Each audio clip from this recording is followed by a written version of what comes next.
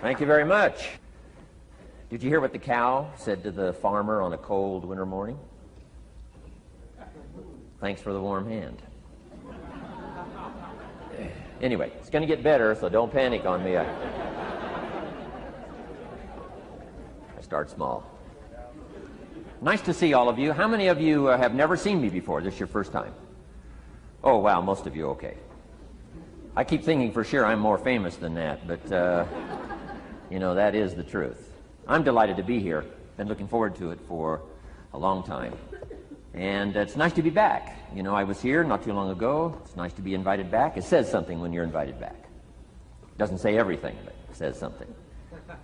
Maybe it says, let's give him one more chance, right? See if he can get it right this time. But I'm delighted to have all of you here. We're going to spend the day together. I feel two major responsibilities, and I'm sure you can guess what those are. Number one is to make sure you get your money's worth, right? When you shell out your cash, especially these days, you want to make sure you get full value for the money you spent. And I know the tab for the seminar was not that much. Pretty modest fee to get in. Most of you are your tips for the week, right? So it wasn't that much, but I want you to be able to say when you walk out of here today, it was worth my money. But my biggest responsibility is to make sure you get your time's worth. And the reason I say that is because time is more valuable than money. In fact, you might start your notes with that. Time is more valuable than money. You can get more money, but unfortunately you can't get more time. If somebody asks you to spend your money, that's pretty easy, right? We live in America. We're wealthy. So the money's not the problem. But what if somebody asks you to spend a day, right? You got to think that over carefully. And I know you did. I wouldn't waste one of my days, not for anybody, not for anything. Once I understood how valuable they were, I don't waste any. But to make an investment like today of your money and your time, I appreciate that.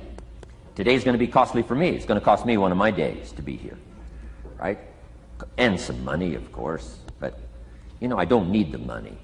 I take the money, but I don't need the money. But guess what I do need? The time. So I'm here not to just joke with you. I'm here not to just tell some funny stories and give a performance and walk away. I'm here to give you some value, and I want to make it worth your time. I'm going to invest a day. You're going to invest a day. Let's get the most out of it and see what we can walk away with today. Anyway, for you that have not seen me before, just very briefly, let me just tell you my story. I grew up in Idaho, farm country, southwest corner of Idaho. In fact, my father still lives on the old homestead where I grew up. He'll be 89 his next birthday, still hasn't retired. I'm proud of my dad. He's never been ill. He's really something. I'm trying to get him to retire this year, 88. I'm telling my father, what a good year to retire when you're 88. And he says, hey, talk to me in 10 years, right? I might be ready. But anyway, I went to high school. I graduated. I went to college 1 year. Halfway through my second year of college, I decided I was smart enough, so I quit. One of my major mistakes. I should have stayed in school. But I thought, heck, you know, I'm smart enough to get a job. That's what life's all about, right? Get a job, pay your bills, work hard, stay out of trouble, keep your fingers crossed, hope for the best. And I figured I was at least prepared to do that. So I quit college and went to work. A little while later, got married, got my little family going, and I'm out there doing what I thought was the best I could. But about age 25, I'm starting to struggle. I've purchased a little more than I can conveniently pay for on time. And the creditors are starting to call saying, hey, you told us the check was in the mail. What's the deal? And I'm getting embarrassed by that. I'm also embarrassed, big mouth me, with all the fancy promises I made to get married. I'm way behind on those promises. And I'm getting discouraged, wondering what to do. And I thought, well, maybe I should go back to school. Right? 1 year of college, pretty short on an application. But, you know, tough to go back to school, right? Especially when you got your family going. Time to stay is when you're there. So I discounted that. I thought, well, if I, you know, had my own business, that would be the way to go. But, you know, I'm short on money. Too much month at the end of the money. If you've ever been there, that's where I was, age 25. So I had to discount that, and I'm discouraged, wondering, where do I go from here? And then the miracle happened for me. Good fortune came my way. And who can explain good fortune? I don't know. Remarkable things that happen to you at a particular time. Sometimes it's just unexplainable how those things happen. One of my friends says, well, hey, things don't just happen. Things happen just. Another good note for your notes. Things don't just happen. Things happen just. And maybe that's it. I don't know. I'm an amateur on life, I guess like most of us are, trying to figure it out, how to make it valuable. But I was ready. And my good fortune was, at age 25, I met a very wealthy man. His name was Mr. Schoaf, Mr. Earl Schoaf. A friend of mine had gone to work for him, and he started telling me about this man. He said, you got to meet this man I've gone to work for. He's wealthy, but he's easy to talk to. And he's got a unique philosophy of life. And the more he kept talking about this man, I thought, well, I've got to meet this man. So sure enough, shortly after that, I had a chance to meet this remarkable wealthy man, and I was impressed. He was wealthy. Sure enough, he was easy to talk to. I was so intrigued, within a few minutes, I said to myself, if I could be like him, farm boy from Idaho, if I could be like him, I'd give anything. And then I thought, if I could just get around somebody like him, and if he would teach me what to do, I would be willing to learn. I'm coachable. And that was my good fortune. A few months later, this wealthy man that I met, Mr. Schoaf, took a liking to me, hired me, gave me a job. I went to work for him. And I spent the next 5 years in his employ. And then, unfortunately, he died at the end of that period at age 49. His last 5 years, but the first 5 years of my new life, I got to spend with this remarkable man, and my dream came true. He coached me. He taught me. He taught me the books to read. He taught me the disciplines. He taught me the changes to make in my language and personality. And the things he shared with me during that 5 years literally changed my life, turned my life around, changed my income, changed my bank account, changed my future, changed everything. I've never been the same since that unique experience. And I wish he was still alive today, Mr. Schoaf. I'm sure if he was alive today, especially after this seminar, Idaho Farm Boy makes it to Dallas-Fort Worth, full house, standing room only. Pretty awesome, I'm sure. If he was alive, I'd be calling him today saying, you won't believe what's happening to me. I've had a chance now to share with other people what you shared with me. But anyway, how I got here. 30 plus years ago, I was living in Beverly Hills, California. And one day a friend of mine, businessman friend, said, Jim, I'd like to have you come and share your story with my service club that I belong to, the Rotary Club. He said, I know your story, Idaho Farm Boy makes it to Beverly Hills. But he said, I think my club members would love to hear your story. He said, if I arranged one of our breakfast meetings, would you come tell your story? Just share a few thoughts. I said, okay. So I agreed to go give this breakfast talk. And guess what? They liked it. And my telephone rang. I got another call saying, we heard you've given your story and shared some ideas. Would you come talk to our club? First thing I know, I'm starting to devote a piece of my business time to giving these talks. And then one day, a businessman who'd heard my talk, I think 2 or 3 times, approached me and said, would you come and share that story and some thoughts with my management and salespeople? I said, I got this little company going. And he said, if you'd come tell your story to my organization, he said, I'd be happy to pay you. And I thought, wow, wouldn't that be something? So I agreed to go do it, and I got paid. Little did I know, another fortune was waiting for me to translate my ideas into talks and speeches and seminars. Now I've written some books. It's on cassette tape. Now I get to travel around the world. Last year I was in Japan and Israel, Spain, Mexico, Australia, New Zealand, France, Germany, Canada, and now Dallas-Fort Worth. So. Idaho Farm Boy gets to travel around the world and share his story, and here I am today. Anyway, it's almost too much for me to comprehend from where I started, raised in obscurity, in a little small farm community, and now to be here today is pretty awesome for me. So anyway, that's just a little bit about my story. My story is probably more intriguing for me than it is for you, but I wanted to hear it again, so I thought I would just, bore you with it. Anyway, I don't ask you to be impressed today. I'm the one that's impressed from where I came from to have a chance. But that's the American dream, right? Come true. Chance to start from scratch, start from obscurity, start with pennies, start with nothing, and have a chance to transform your life, change your life, set your goals, and see what you can accomplish. So anyway, that's how I got here, and I'm just delighted that this day has arrived, and I truly want to make it valuable for you. Let's go to work. Here's what I hope you'll find out of this seminar today for your notes. Here's what I hope you'll find. Number one, sincerity. Above all else today, I hope you'll find me sincere. Best place for people to start to communicate is sincerity on both sides. I'm sure you're sincere or you wouldn't be here today, right? To spend this kind of money, to spend this kind of time, roll up your sleeves today, go to work like I am, and get this message. You've got to be sincere. So I assume you're sincere. Now I want you to see me sincere. But I've got a good note for you to make. Sincerity is not a test of truth. Important note to make. Sincerity is not a test of truth. We must not make the mistake of saying he must be right, he's so sincere. That would be a mistake. And here's why. It's possible to be sincerely wrong.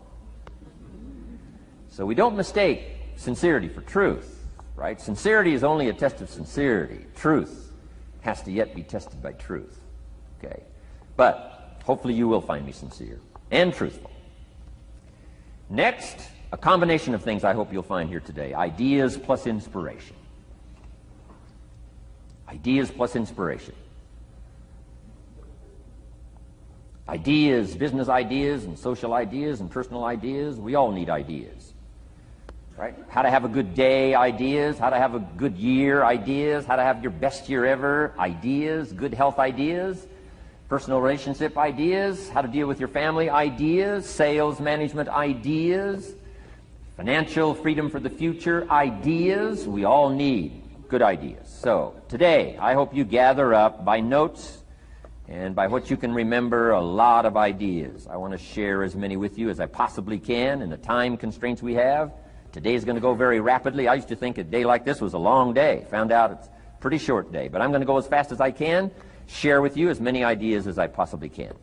And here's why. Ideas can be life-changing. Ideas can be life-changing. And sometimes all you need is just one more in a series of good ideas. It's like dialing the numbers into the lock. Right? You got 5 or 6 numbers dialed into the lock. The lock still won't come open, but you don't need 5 or 6 more numbers. Maybe you just need one more, and maybe a seminar like this could do it. A sermon could do it. The lyrics from a song could do it. The dialogue from a movie could do it. Conversation with a friend might do it. That one last piece you need, number. Dial it into the lock. That's it.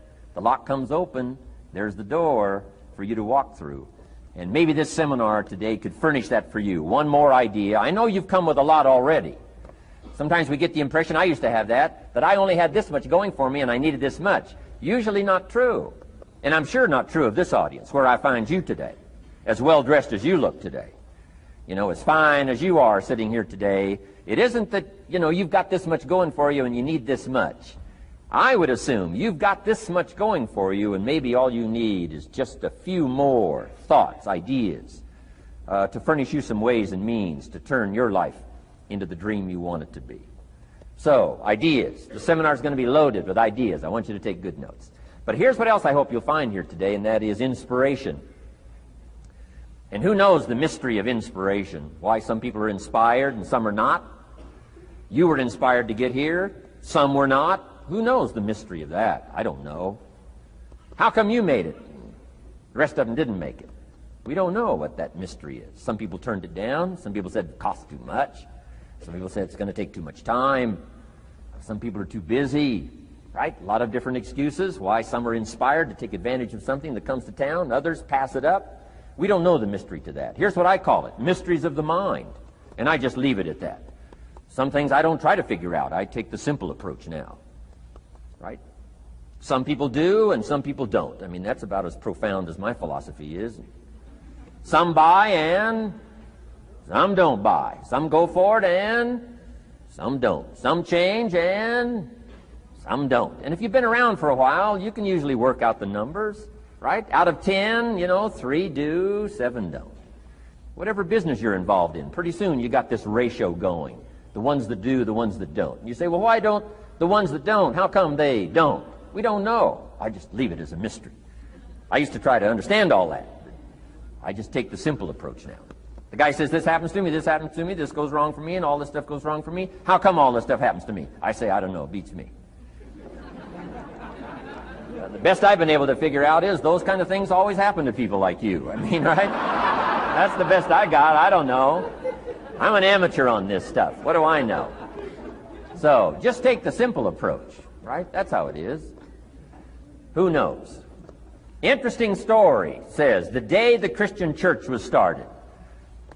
Now, I'm an amateur on the Bible, but best account I can remember, the day the Christian church was started, a magnificent sermon was preached. Great presentation. And if you're a student at all of good communication, it was one of the classic presentations of all times. The sermon, the first day the Christian church was started. And it said this sermon, this presentation was given to a multitude, meaning a lot of people. But it was interesting, as the account gives us, the record, it says, when the sermon was finished, there was a variety of reaction to the same sermon. Isn't that fascinating? I find it fascinating. It said some that heard this presentation were perplexed. And I read the presentation, it sounded pretty straightforward to me. I said, why would somebody be perplexed with a good, sincere, straightforward presentation? Best answer I've got. They are the perplexed. I mean, what other explanation is there? It doesn't matter who's preaching. Right? It said some that heard this presentation mocked and laughed, made fun of the presentation. I thought, hey, this looks pretty sincere to me. If you give a sincere, honest presentation, why would somebody mock and laugh? Easy explanation. They are the mockers and the laughers. What else would you expect them to do? Right? I used to try to straighten all that out, say, well, they shouldn't do that. I don't do that anymore. I've got peace of mind now. I can sleep like a baby, not try to straighten all this stuff out. I used to be so naive. I used to say, well, liars shouldn't lie. See, how naive can you be? Of course they're supposed to lie. That's why we call them liars. They lie. They lie. So I don't straighten this stuff out anymore. Anyway, it said some that heard this magnificent presentation didn't know what was going on. And they're usually easy to spot. They're usually saying, what's going on, right? I mean, they don't know what's going on. But interesting, right? A variety of reaction to the same sincere, honest presentation. Now, it also says, in wrapping it up, some that heard the presentation believed. And I think that's who the speaker was looking for, the believers. Interesting. Now, it said the number of believers was about 3,000. So, pretty good first day. 3,000. I've had some first days, but I never had 3,000. But anyway, 3,000 were believers. And that's, the speaker was looking for the believers out of this multitude. And that's about as close as we can come to understanding the mystery. Some believe, and some mock, and some laugh, and some are perplexed, and some don't know what's going on. And you just have to leave it that way. Why? Because that's the way it's going to be. The way to be brilliant is to find out how it's going to be and then say, here's how it should be. I mean, that's how you become brilliant. So, anyway, who knows the mystery? I call it mysteries of the mind. We don't understand. But I don't try to change it anymore. On this particular story, as far as we know, they didn't have classes after the presentation to try to de-perplex the perplexed. I mean, as far as we know, they left them perplexed. They left the mockers mocking. They let the laughers laugh. I mean, they didn't come back and try to straighten all this out. You say, well, how can you build a church? Well, make another presentation, and you'll get some believers and some mockers and some laughers and some who don't know what's going on. So that's about the best we can do. So, but I'm glad I've got the believers here today. You believed enough to shell out your cash and part with your time and some of your effort and energy, and I appreciate that. So, hopefully you'll find some inspiration here today. All right? To get the most out of today, a couple more notes. Number one, be thankful. That's a good way to capture the most of a day like this. Be thankful for what you already have. That shouldn't be any problem in America, being thankful. Everything we need is available in America. Everybody wants to come here, right? The last time I was here, that little presentation I gave, everybody wants to come here, America. People haven't plotted and schemed the last 40 years saying if I could just get to Poland, everything would be okay. No, everybody wants to come to America. Why? Everything's available here. All the books you need, all the sermons you need, all the churches you need, all the schools you need, all the instruction you need, all the inspiration you need, all the capital you need, all the markets you need, all the challenge you need, all the information you need, all the seminars you need. Everything's available here. This is America. So number one, let's be thankful for what we already have. Thanksgiving does this. Opens up the doors, opens up the windows, opens up the channels. Thanksgiving for what you already have. I did a seminar one weekend up at the ranch, up at Clear Lake. Got a lodge up there. Nice setting, high valley, high serenity ranch. For the weekend, Friday evening, Saturday, Sunday. People drove in from around California. I got there late Friday afternoon. Everybody had pretty well already gotten there. I couldn't believe the parking lot. Continentals and Eldorados and Mercedes and Cadillacs and unbelievable. Ferrari, one Rolls Royce, unbelievable. I walked in, good-looking crowd about like this, sitting there ready for the weekend seminar. My opening remarks were, ladies and gentlemen, I think the rest of the world would find it strange that we have all come here this weekend to try to figure out how to do better. Right? I think the rest of the world would say, I don't understand. Guy in his Rolls Royce saying, I got to get to the seminar, find out how to get another one of these Rolls Royces. Unbelievable. Anyway, let's be thankful. Here's what locks up the doors and the channels to receive more: cynicism. That locks you away. That prevents you from learning more. Being a cynic about the past and the future, a cynic about the marketplace, cynical about the people, cynical about the institutions, cynical about the setup, cynical about yourself, cynical about your chances. See, that locks away all the chance for stuff to flow your way. So, good advice, I think, today. Start off, be thankful. Here's number two, listen well. That's going to be a challenge today. I understand that. Seems like most of, our life is still going on outside these four walls, right? Most of our life seems like it's all, continuing out there. Family and business and associates and market and economy and whatever else is happening in the midst of your life. And to sort of, pull your attention from what's going on out there and put it in here for just a few hours, I know is a challenge. But do the best you can, listen well. And here's the last one, take good notes. Be a good student today. Take some good notes. I've not come to entertain you. As you can tell by my opening joke, right? I would not make it in Las Vegas. So we don't have a dog and pony show today, no entertainment. But I do have some ideas. Take some good notes. Somebody showed me the other day notes that they took about 21 years ago, attending one of my seminars out in Los Angeles. He said, I still use these notes I took 21 years ago to help me in my business, relationship with my family. So I'd like to have these notes that you take today become that valuable for you. Then it would be worth me making the investment to come and spend a portion of my life, my time, my energy here. And I want this investment I'm making here today to pay off. And one of the ways it can pay off for me is for you to take good notes and then go away and use whatever makes sense. Because what I feast on coming back around is the stories out of this audience today. Sure enough, 6 weeks from now, 6 months from now, 6 years from now, somebody's going to, by phone, by letter, by personal contact, walk up to me and say, the things you shared that day got me thinking. And I started making some changes, and let me tell you what's happened to my business, let me tell you what's happened to my sales career, let me tell you what's happened to my relationship with my family. See, that'll make it worth it for me. Not the money, the return. Something you can't buy with money. If somebody says, thank you for touching my life and taking the time to make the investment. And that's what I'm all about. So if you'll become a good student today. And here's the last note. Don't be a follower, be a student. You'll be happy to know today we haven't come seeking disciples. We've got no movement for you to join. I'm just here to share some of my experiences, good ideas, best I can. But I think that's good advice. Don't be a follower, be a student, right? Take advice but not orders.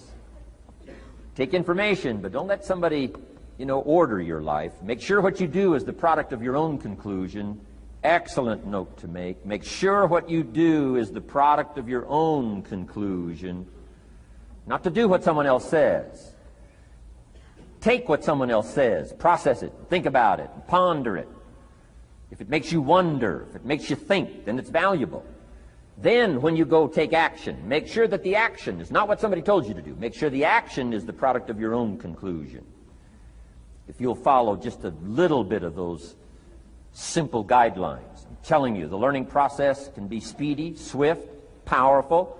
Your learning curve can go up, and then applying it to your business, your life, your family, conversations, equities of all kinds. You'll find some progress like I did that first 5 years when I met a teacher willing to share with me. Turned my life around. Progress I couldn't believe happened for me. Okay. Let's get started. I want to review, I was here last time and we talked about the 5 major pieces to the life puzzle.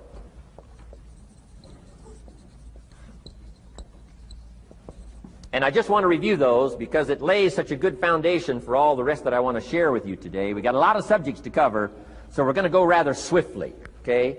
Put on your mental track shoes here and run with me today, because I'm going to deal mostly in concepts. Expect you to, fill in a lot of the details, because I got a lot to share. I want to get through it all. But let's lay this foundation again of the 5 major pieces. Happens to be the title of my latest book, but I think it is so valuable in laying a foundation. It's some of the things I learned between ages 25 and 30. The teacher who taught me so well. He dealt in these fundamentals, we call these. Fundamentals. We call these basics. Basics for sports, fundamentals for sports, fundamentals for your business, fundamentals for the way you deal with your family, a few simple things, a few basic things that if you practice every day can make all the difference in the world, how it works out. I boiled it down to 5 major pieces to the life puzzle. Let's just review those. Number 1 is philosophy. Philosophy, as I taught the last time I was here, philosophy, in my personal opinion, is the major determining factor in how your life works out. Philosophy, the major determining factor in how your life works out. Philosophy. To form our philosophy, you got to think. You got to use your mind. You got to process ideas.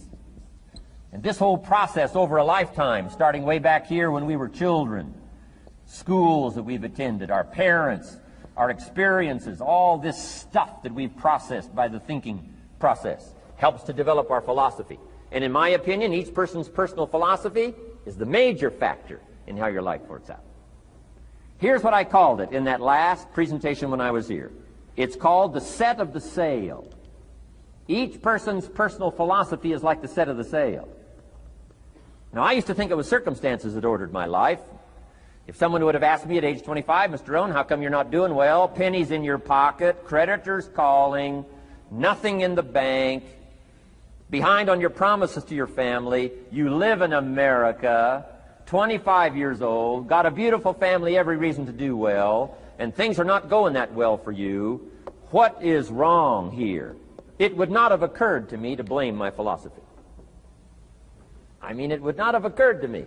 Saying, well, I got this lousy philosophy, and that's how come I got pennies in my pocket and nothing in the bank, and things aren't working well. That would not have occurred to me. I found it much easier to blame the government. Much easier to blame the tax problem. I used to say taxes are too high. Top tax rate when I first started paying taxes, 91%. Back then, when your income reached a certain level, all your income over that, 91%. So I used to say that's too high. Now, the top tax rate's about 33%. But people are still saying what? Taxes are too. See, but you can't use that anymore. If it's gone from 91 to 33, how could it be too high? Come on. I threw all that old excuse stuff away. Some people found it, though, and they're using it these days. My old list. I used to blame the traffic, the weather, used to blame circumstances, right?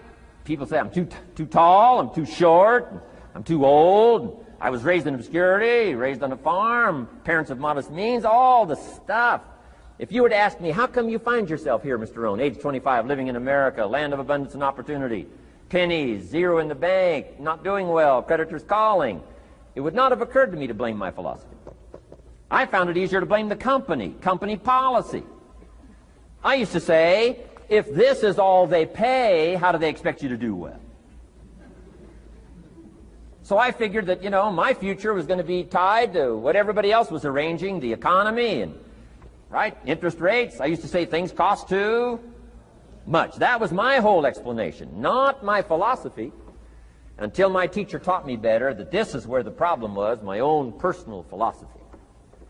Here's what's exciting about each person's personal philosophy. That's what makes us different than dogs and animals and birds and cats and spiders and alligators.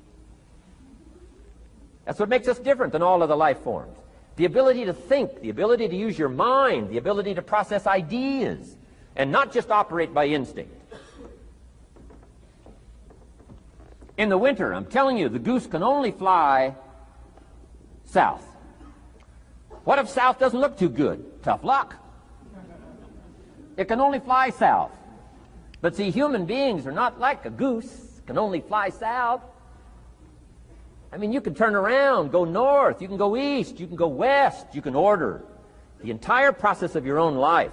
And we do that by the way we think. We do that by exercising our mind. We do that by processing ideas and come up with a better philosophy, a better strategy for our life, goals for the future, okay? Plans to achieve those goals. All this comes from developing our philosophy.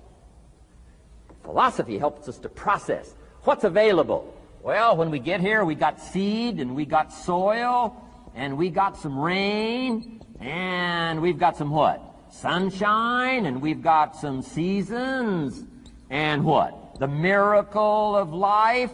Now, the key is, what do you do with all this stuff? How do you turn all this stuff that's available here into equity and promise and lifestyle and dreams and future possibilities? All of this that's possible now with human beings, how do you take all this stuff and turn it into this equities and values? Well, it starts with philosophy. What is the seed? What is the soil? What is the sunshine? What is the rain? Is it possible to take some of each of all the stuff that's available and turn it into food and turn it into value and turn it into nourishment, and turn it into something spectacular and unique that no other life form can do? And the answer is yes. But you cannot deal with all this stuff and what to do with it unless you start refining your philosophy. Think, use your mind, come up with ideas, and strengthen your philosophy. So the seed and the soil and the rain and the sunshine, this is called, the economy and the banks and the money and the schools and everything that's available out there, processing information, what to do with all that, and turn it into equity and value. That is the major challenge of life, my personal opinion. So each person's personal philosophy now is going to determine what you're going to do with seed and soil and sunshine and rain and miracle, the change of seasons. That's it. My personal opinion. Each person's personal philosophy is like the set of the sail. That's what this seminar is for today. Help you to trim a better sail. You don't need a better economy. You don't need better seed and soil. In fact, when it comes to seed and soil and rain and sunshine and seasons and the miracle of life, that's all you got. Now, what if you blame this stuff? Then you're blaming all you got. If you blame the economy, and you blame the schools, and you blame the teachers, and you blame the sermons and the preachers, and you blame, the marketplace, and you blame the company and company policy, what else is there? When some people get through with their blame list, there isn't nothing else. That's all there is. And if you blame the only thing you've got to work with, I'm telling you, it's called mistake colossal. In not understanding that that's all you've got to work with. And if this is all you've got to work with, then you don't change the seed, and you don't change the soil, and you don't change the rain, and you don't change the sunshine, you don't change the seasons. Right? Guy says, I'll take 3 springs, 4 summers, 9 falls, no winters. No! You can't fool with this stuff. You got to take it like it comes. Then what do you change to make your life work well? You got to start with your philosophy. Guess what I had to do at age 25 in order to change my own future? I had to change my mind. I had to change my thinking. I had to change my philosophy. I was messed up on what was causing my problem.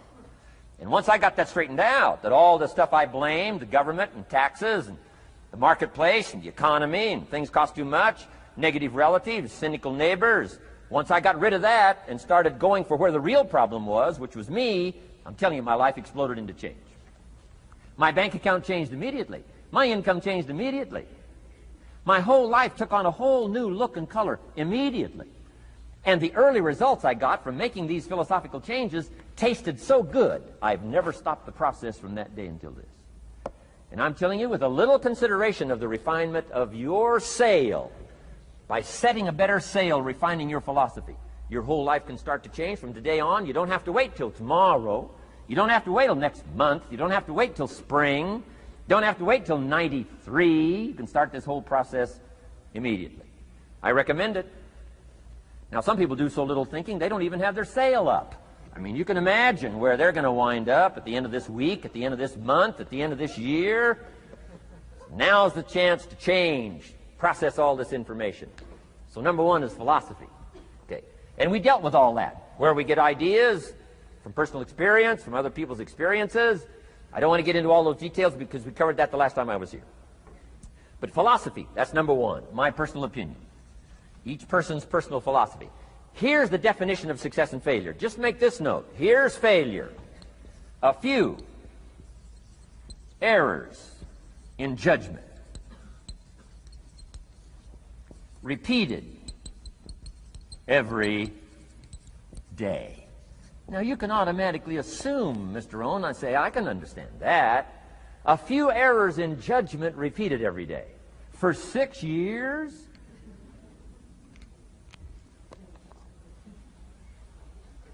I'm with my father. I think I told this story the last time I was here. My father, 88 years old, he's never been ill, still hasn't retired.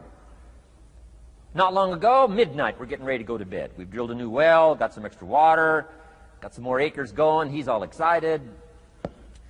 At midnight, we're getting ready to go to bed. My father's eating what he calls his midnight snack. A little bite to eat before you go to bed. Don't have to go to bed hungry. And I'm watching him eat this midnight snack. Guess what he had? An apple, a few graham crackers, and a glass of grapefruit juice. I said, no wonder my father's so healthy. My mom taught us all those good health practices. Taught me when I'm growing up, right? I'm an only child. I've never been ill. Passed the big 5-0 some time ago. My 2 daughters, 32, 33, never been ill. My grandkids, never been ill. I'm telling you, the legacy lingers on. As I watched my father have this midnight snack, suddenly occurred to me. I know that's part of it. An apple, what? A day. That's gotten to Dallas-Fort Worth, right? An apple. An apple a day keeps the doctor away. Good question for this intelligent audience. What if that's true? You say, well, Mr. Rohn, if that's true, that would be easy to do. Then what's the problem? It's easy not to do. It's easy not to adopt it as your own personal philosophy. Or the guy messed up the saying. Guy says a Hershey bar a day. You say, no. No. You've been watching too much television. It is not Hershey bar. You got to be smarter in philosophy than to fall for the Hershey bar a day when it's an apple a day. You've got to be smarter than that. And if you make that kind of an error in judgment every day for 6 years, I'm telling you, it'll accumulate into disaster. Sometimes the first year you say, well, you know, I'm so healthy now, what difference is it going to make? You've got to be smarter than that. Just because disaster doesn't fall on us at the end of the first day doesn't mean disaster isn't coming. You've got to be so smart that you look down the road and say, will the errors in my present judgment of philosophy, what's that going to cost me in 1 year, 6 years, 1 month, 6 months? I'm telling you, the money cost and the health cost and the success cost is too gigantic if you'll look down the road a little ways and say, are there errors in my current judgment like an apple versus a Hershey bar? Is that just a good illustration of some of the rest of my errors in judgment? If it is, that's where I found myself at age 25. I started working when I was 19. I met my teacher who helped turn my life around when I was 25. That's 6 years. At the end of the first 6 years of my economic life, I've got pennies in my pocket. I've got nothing in the bank. The creditors are calling saying, hey, you told us the check was in the mail. I'm embarrassed. I'm behind on my promises. I live in America. I'm 25-year-old American male. I got a nice family, every reason to do well. And I'm messed up. Now, what's messed up? I used to think it was the community that was messed up, and the country was messed up, and the government was messed up. If those Democrats ever get in the White House, that'll really mess things up. If the Republicans stay in power, that'll really mess things up. The economy was messed up. Interest rates are messed up. I thought all this stuff was messed up. Then I found out that's not what was messed up. I was criticizing the only thing I had to work with. What was really messed up was my own personal philosophy. My own errors in judgment in my own personal philosophy brought me in 6 years to pennies in my pocket, nothing in the bank, and trying to explain why I wasn't doing well, living in America, 25-year-old American male, got a family, every reason to do well. Now, once I understood this, here's the formula for failure: errors in judgment, being lax about developing your own personal philosophy. I'm telling you, it's called accumulated disaster. It doesn't matter whether it's your health or your bank account. Guy's got an empty bank account, probably has high cholesterol. Why? Over the last 6 years, he never paid attention to either one. And it doesn't matter whether it's a dollar, or whether it's your money, or whether it's your cholesterol count. All you got to do is commit the errors, and just because disaster doesn't fall on you at the end of the first day that you don't eat an apple. You say, well, I didn't eat an apple today, and tonight I'm not ill. Well, you got to be brighter than that. Someday you got to leave first grade. The reason we make those first grade desks so small so they won't fit at age 25. I mean, right? You don't belong here anymore. Come on. Now let me give you the secret to success. The formula for failure: a few errors in judgment repeated every day for 1 month starts the weakness, starts the disaster process. You can imagine what happens in 6 years. Now here's the formula for success: a few simple disciplines practiced every day. And you've started a whole new process called a whole new life. A few simple disciplines practiced every day. And if you decide today to go for the apple instead of the Hershey bar, I'm telling you, you have begun the process of turning your life around. And if you keep up that process, not only with your health habits, but with your money habits and with your communication habits, with your sales habits and management habits and every other habit that you've got, if you'll start that process, eliminate the errors and replace it with disciplines practiced, I'm telling you, you can start this process of life change immediately. After today, you don't ever have to be the same again. Only by choice. You don't have to walk out of here the same as you walked in today. Only by choice. You can start a whole new process. And you say, well, Mr. Rohn, is it that simple? Yes, it's that simple. Where else would you start but with an apple? You don't have to start with something staggering. What if you should be walking around the block for your good health and you don't? What'll that do in 6 years? I'm telling you, the word is disaster. You could and you should and you don't. Here's an even stronger word. You won't. I mean, don't might mean you're careless. Won't probably means you're stubborn. And either one's called disaster. Could, should, don't. I'm telling you, that's why at the end of 6 years, I found myself with pennies in my pocket, nothing in the bank, creditors calling. Could, should, won't. Could, should, don't is called disaster. Now, how do you change all that? The next 6 years, I got rich. The next 6 years, I became a millionaire. By the time I'm 31, I'm a millionaire. How about that? You say, well, Mr. Rohn, what happened? Well, strangely enough, during that second 6 years of my economic life, the government was about the same. I'm telling you, taxes were about the same. My negative relatives were the same. I'm telling you, the economy was about the same, and prices were about the same, and everything else was about the same. Circumstances were about the same. Then how come I got rich? How come I totally changed my life? I was not the same. Somebody says, well, what did you go to work on to do all that? I started with my philosophy. I started amending my errors by doing some better thinking, changing my mind, coming up with ideas that I didn't have before I met my teacher. And once that whole process started for me, I'm telling you, I changed my whole life. Within a 6-year period, I was never the same. And I've kept up that process all these years. One of the reasons why I'm here is to continue my craft. I don't want the day to come someday somebody says, you should have heard Jimrohn 10 years ago when he was really terrific. Guess what I want people to say? I heard him 10 years ago, but you should hear him now. I'm telling you the man works on his craft. I'm telling you the man's done some extra reading. I'm telling you the man doesn't miss a trick. I'm telling you he's worked hard on himself. That's why he's able to deliver like he does. The same thing can happen for you as a teenager. It can happen to you as a mother, as a father, as a business person, as a salesperson, running a business. Doesn't matter. Management, wherever you find yourself. This is the process called personal change. And what I say to start with is start with your own philosophy. Your philosophy is going to determine whether or not you go for the disciplines or continue the errors that's called potential disaster. And everybody has it within their power. Well, it was so happy for me to find out at age 25, Mr. Shove said, Mr. Rohn, you don't have to change countries. But you do have to change philosophy. And if you'll change philosophy, not country, you can turn around your income, you can turn around your bank account, you can turn around your skills, you can become capable, powerful, sophisticated, healthy, influential, all the other equities that you could possibly want out of your life, using the only stuff there is and not trying to change any of this stuff. Appreciate all of this stuff with all of its ups and downs, with all of its mystery of why it works and sometimes it doesn't work. Don't challenge this. You don't have to ask for another planet. You don't have to ask for another country. Just ask for another book. Ask for another seminar.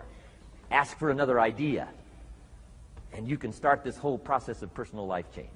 Now, I could spend the whole day on philosophy, because that's where it is. If I could get you intrigued with that enough to study it, enough to ponder it, to where you would pick up the commitment like I did and say, hey, as simple as an apple a day, as simple as a walk around the block, why not start right there? If you don't start there, where else are you going to start? Might as well start where it's easy, and then go to the more complicated disciplines. Because if you can't handle the simple disciplines, how can you handle the complicated ones? Okay. Key. Philosophy. Here's number 2. I got to give these now very quickly because I got too much to cover here to linger too long. Number 1, we're affected by philosophy. First major of the 5 major pieces. Number 2 is attitude. We're affected by how we feel. First, we're affected by what we know and the decisions we make. Second, we're affected by attitude. How we feel. And I gave that quick list. Let me give it to you. It's how you feel about the past. You've got to have a good attitude about the past. Use it as a school, not a club. Don't beat yourself to death with your past. Faults, failures, losses.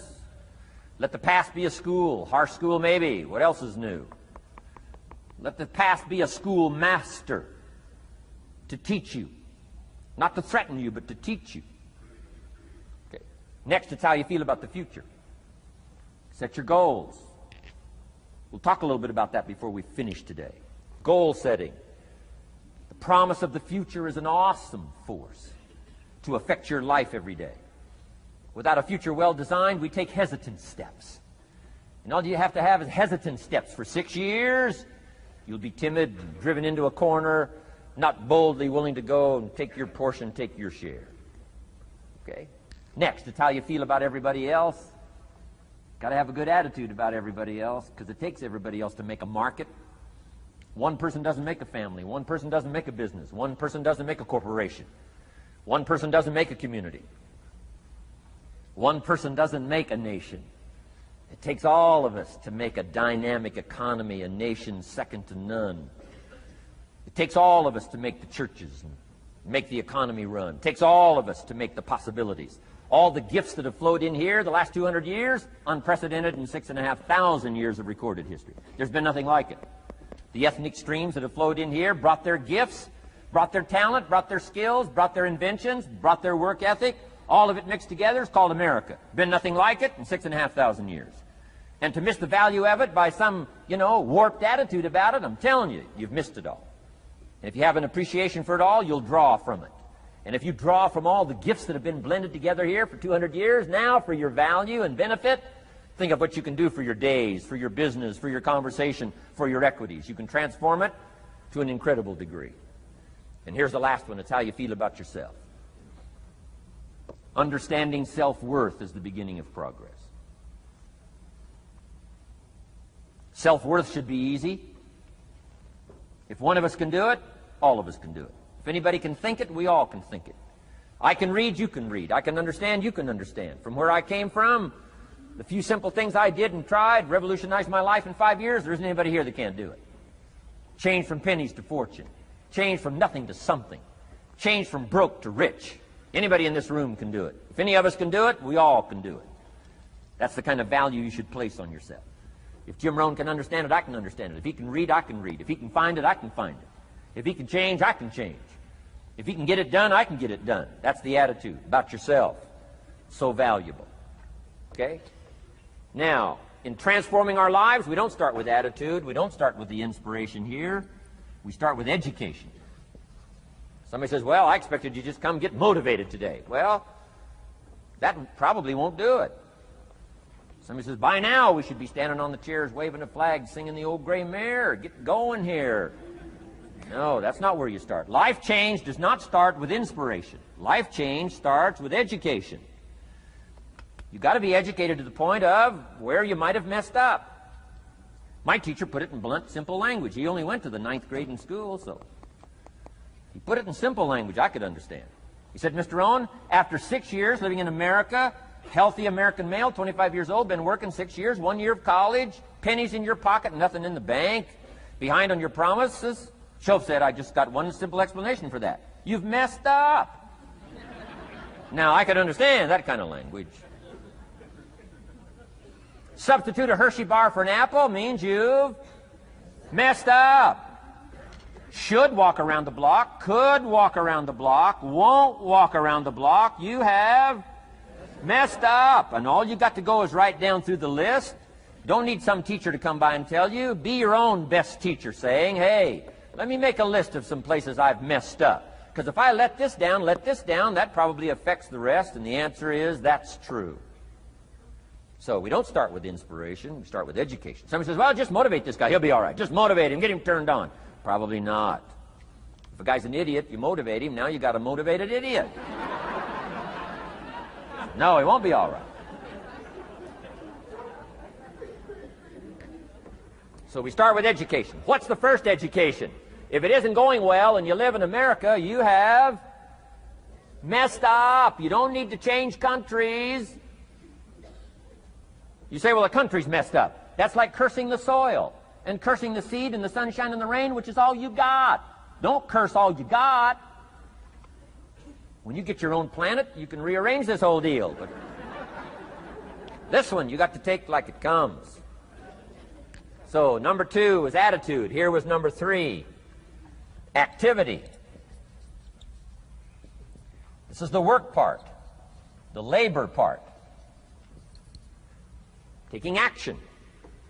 And the activity is the miracle working piece. A miracle being something we don't quite understand how it works. Doesn't mean it doesn't work. It means we just don't quite understand how it works. Miracles work. God says. Now, I'm an amateur on God, but here's my best analysis. God says, if you'll plant the seed, I'll make the tree.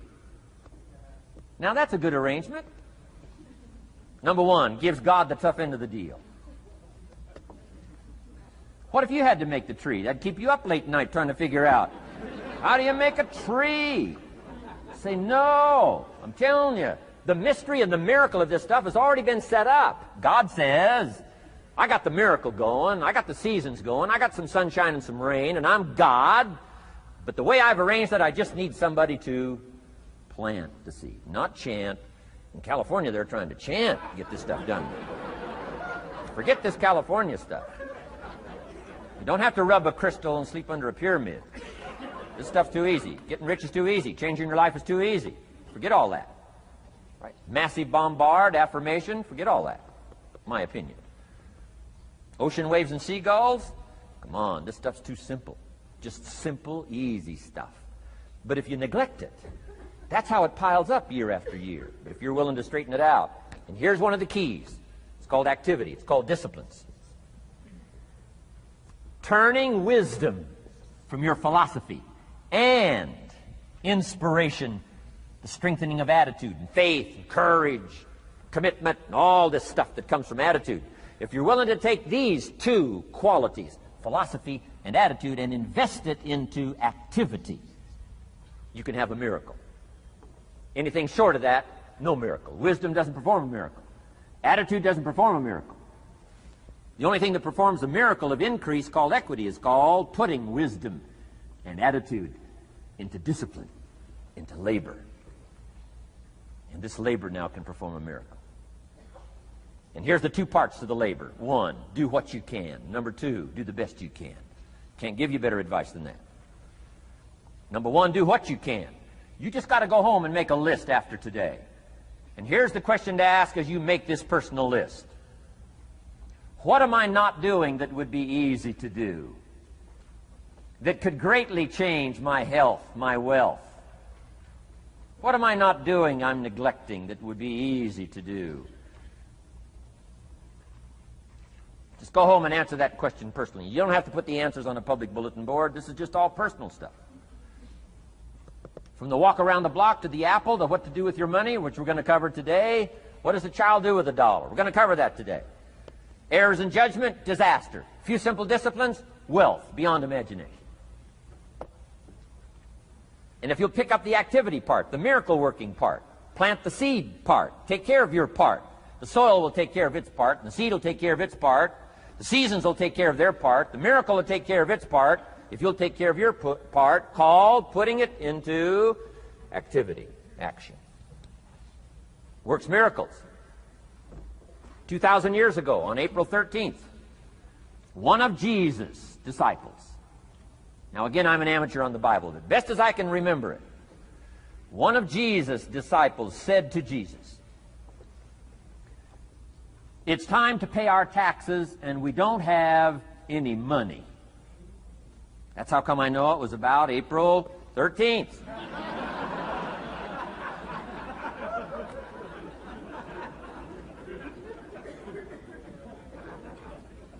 To this statement by his disciple, Jesus said, best as I can read the record, Jesus said, "No problem."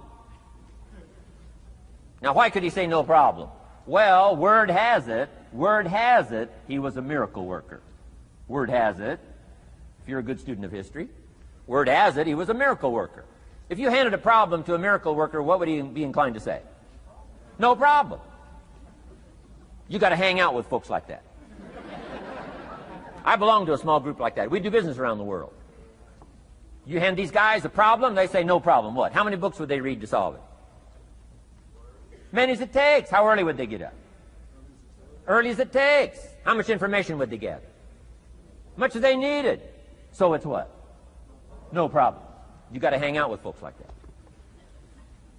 Jesus said this will be no problem, the tax thing. He said to his disciple, it's simple. Go fishing. Wow.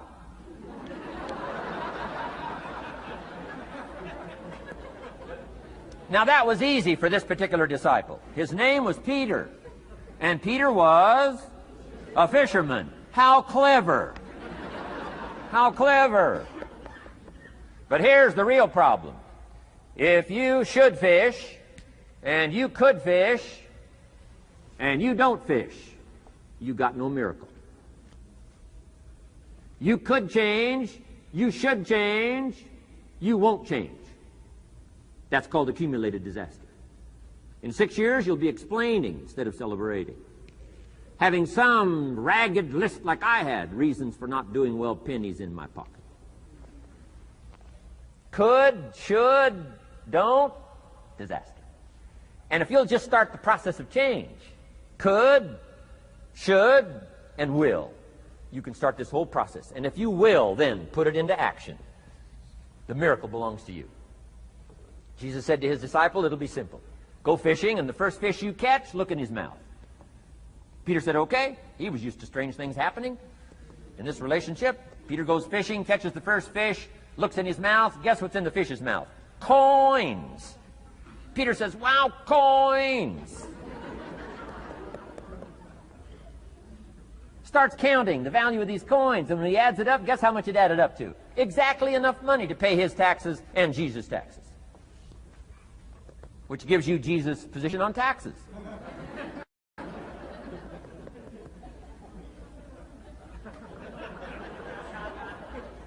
Okay. Now we call that what?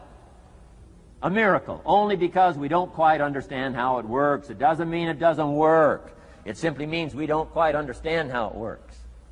But here's how you get a miracle going for your life. Number one, do what you can. Get a list of the stuff you could do and you haven't done, postpone, and start cleaning that up. You can't start at a better place for personal change. That'll affect your bank account, affect your future, affect your income, affect everything. You can't start a better life change process than cleaning up what you should be doing. The man says, well, my mother lives down in Florida. Should have written her 6 months ago. I just can't seem to get that letter written. I'm asking you to get that letter written, clean that up, and don't walk like other people walk. Don't postpone like other people postpone. You say, well, is it as simple as writing a letter? And the answer is yes. Where else would you start for life change, personal change? You don't need a pink package to fall out of the sky. You don't need massive bombard, pre-conscious, subconscious. Practice channeling, find a 2,000-year-old guru. I mean, you don't need any of that stuff. Pass on all that. Kids are afraid of that stuff. Too much of it, you'll be out on a limb with Shirley. I mean, don't pass on all that stuff. This stuff's too easy. This stuff's too simple. It's called take action, number one, on neglect, on errors, in discipline. Number two, start setting up some disciplines. And if you'll do that, you'll perform a miracle. Now, here's the second part of the miracle. Number one is do what you can. Here's number two, do the best you can. If that's not your philosophy, I would ask you to amend it.